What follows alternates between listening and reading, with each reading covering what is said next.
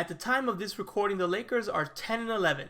They've gone through 21 games, which means they are done with the first quarter of the NBA season. So I thought, what better time to review the first quarter of the NBA season and give out the Lakers end of the year / first quarter awards.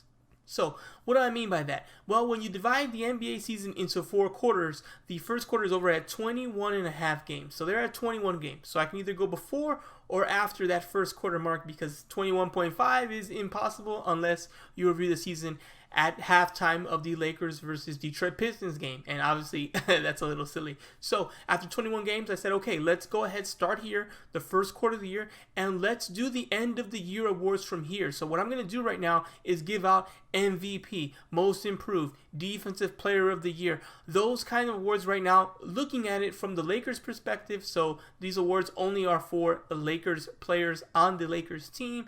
And I'm going to do a little bit of a conversation about why I chose them and what makes them worthy of these awards. So let's get right into it. Before we do that, though, I do want to say that I will be doing this at every single quarter of the year. So every 21.5 games or so, you will see me here doing a review of the season and giving out these awards at the season. So it's the first quarter, we'll do it at the half, at the third, and I won't do it at the end of the regular season. I'll do it at the end of the Lakers season. So I will take into account the playoffs when assessing the team and giving out those awards. So with all that out the way, let's get into the awards. So MVP for the Lakers after the first quarter of the season so far is LeBron James. It's got to be LeBron James, despite the fact that he's missed so many games and he hasn't been there for actually close to the majority of the season here, missing games from suspension, that 1-game suspension he got from the Stewie incident, missing games because of his abdominal strain.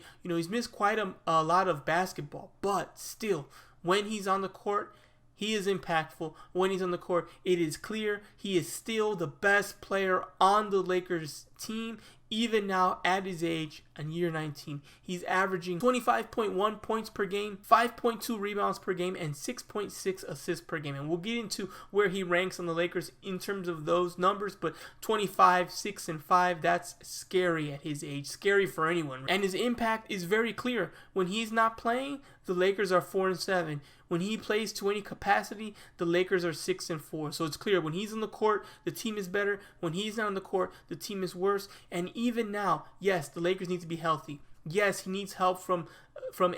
He needs help from Russ. He needs the role players to step up. But this team will only go as far as LeBron James takes them. That's still true. He is the main piece. With him not there, the potential of the team drops dramatically. And with him there, he gives this team a chance to be great. He gives this team a chance to win a championship. That's still true now, just like it was true when he was in Cleveland, just like it was true when he was in Miami. It's true here in LA. The team goes where he goes. He's still the most valuable player. All right, next up is Defensive Player of the Year. And for this award, I'm going with Anthony Davis. So AD is still the best defender on this team. He's really all-NBA defender. He's been that consistently throughout his career. His rim protection, his presence. You know, I did an article on Lakers-Takes.com titled Defensive Details, where I talked about the kind of nuance, the presence he has, the way he makes players take harder shots, the way he convinces players to defer and to pass or to shoot long-range jumpers because of his presence. He's there. He's special. He is defensively dominant. He's one of the very few players who can guard the 1 through the 5 and keep up with those small, fast guards off the dribble and can bang with the big boys.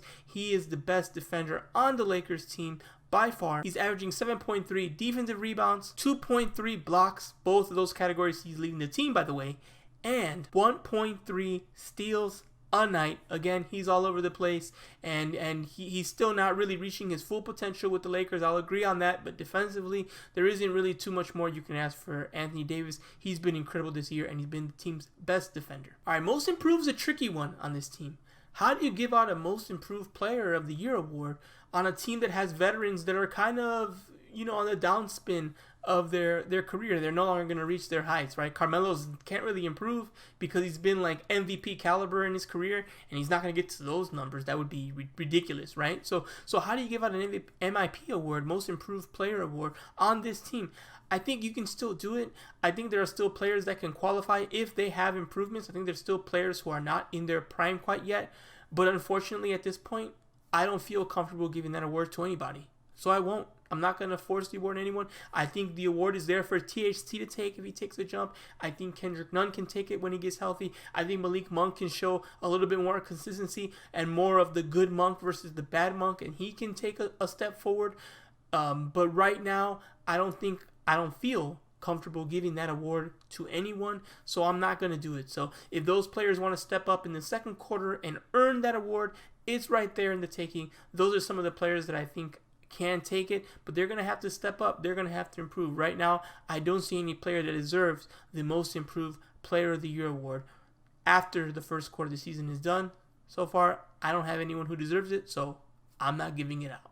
All right, now for the sixth Man of the Year award, I'm going to give it to Carmelo Anthony. What a joy it's been having Carmelo Anthony on the Lakers. I think he was everything Lakers Nation has dreamed about for years. They've been clamoring for Carmelo to join the Lakers. He finally did it, and man, oh man, is he making up for lost time. He's quickly become a fan favorite. The minute he comes in, he gets loud cheers. He gets borderline standing ovation. The crowd erupts, and the minute he hits that first three, he gets going. He puts those three fingers up and starts, pounding on the side of his head. The crowd goes crazy. They love him. The crowd gets louder for Carmelo Anthony than any other player except LeBron James when he makes a dynamic dunk. That's the only time I've heard Staples Center get this loud in the modern era. Carmelo Anthony's just been special, and he hasn't just been hype. He hasn't just been excitement. He hasn't just been a player the Lakers fans have wanted. He's been a very, very productive player. He's averaging 15 points, 3.8 rebounds, and doing it while playing 29.5 minutes per game, which is